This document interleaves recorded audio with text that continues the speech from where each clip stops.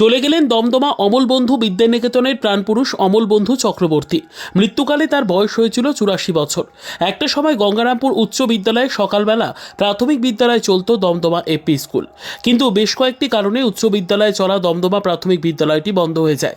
তাহলে কোথায় হবে প্রাথমিক বিদ্যালয়? এ নিয়ে এলাকাবাসীর ভীষণ মন খারাপ হয়। উচ্চ বিদ্যালয় থেকে সকালের দমদমা প্রাথমিক বিদ্যালয় আর থাকছে না। বিষয়টি জানতে পারেন অমল বন্ধু চক্রবর্তী।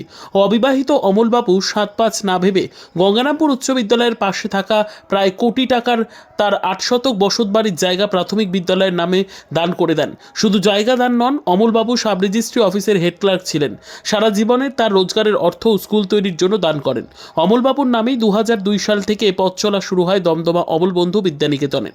বর্তমানে প্রায় 3 তলা বিল্ডিং চলছে স্কুলটি। দূর থেকে দেখলে মনে হবে কোনো বেসরকারি স্কুল। বিদ্যালয়ের একটি রুমে থাকতেন, তাই স্কুলের প্রতি অমলবাবুর অবদান এখানে শেষ নয়। যদি কোনো শিক্ষক শিক্ষিকারা স্কুলে আসতে দেরি করছেন, তখনই তিনি ক্লাস নিতেন। ছাত্রছাত্রীদের কাছে দাদু নামে পরিচিত ছিলেন। স্কুল থেকে ছাত্রছাত্রীরা বাড়ি যাওয়ার পর কুকুর বিড়ালদের আদর যত্ন করা নিয়ে ব্যস্ত থাকতেন। গত 2 মাস আগে বাজার করে ঘরে ফেরার পথে একটি ষাঁড় তাকে ধাক্কা মারে। এতেই আহত হন। তারপর থেকে তিনি অসুস্থ হয়ে পড়েন। গতকাল রাতে অসুস্থ হয়ে পড়লে তাকে নিয়ে যাওয়া হয় একটি বেসরকারি হাসপাতালে। সেখানে শেষ নিঃশ্বাস ত্যাগ করেন। শিক্ষানুরাগী এবং দমদমা অমল বন্ধু বিদ্যানিকেতনের প্রাণপুরুষ অমলবাবু চলে যাওয়ায় সকাল থেকে গঙ্গারামপুর জুড়ে শোকের ছায়া নেমে আসে। তাকে শেষ শ্রদ্ধা জানাতে বিভিন্ন বিদ্যালয়ের শিক্ষক শিক্ষিকারা ছুটে আসেন, বিদ্যালয়ের প্রাক্তন ছাত্রছাত্রীরাও। দমদমা অমল বন্ধু বিদ্যানিকেতনের প্রধান শিক্ষক অলোক সাহা বলেন, এই স্কুলটার জন্য উনি ওনার সর্বস্ব ঢেলে দিয়েছেন। এমনও সময় গেছে যখন আমাদের টিচার ছিল না, কাকু নিজে গিয়ে ক্লাস নিয়েছে বাচ্চাদের।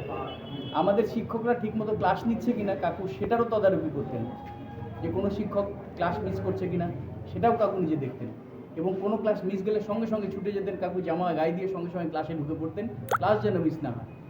তারপরে অতন্দ্র প্রহরী, মানে আমাদের মাথা থেকে ছাতা চলে গেল।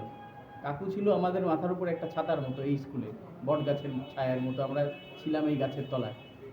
সকাল 10টায় হলে কাকু যেখানেই থাকতো, মানে অনেক শোক প্রকাশ করে শিক্ষক প্রসেনজিৎ কুণ্ডু বলেন, মানে শিশু অন্তপ্রাণ, শিক্ষা অন্তপ্রাণ খুব কমই দেখেছি।